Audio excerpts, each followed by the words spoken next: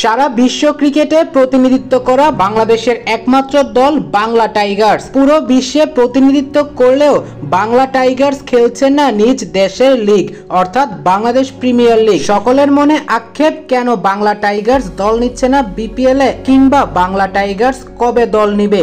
যদিও বেশ কিছু কারণে বাংলা টাইগার্স বিপিএল এ আসতে চাচ্ছিল না, তার মধ্যে অন্যতম কারণ দীর্ঘমেয়াদী দল দেওয়া হয় না।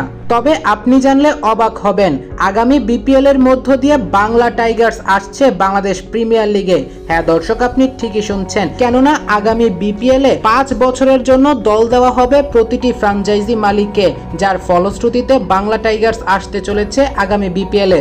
বিষয়টি নিজেই নিশ্চিত করেছে বাংলা টাইগার্সের সিইও ইয়াসিন চৌধুরী। শুধু তাই নয়, তারা কোন দল নিয়ে মাঠে নামবে সেটাও প্রায় পাকাপোক্ত।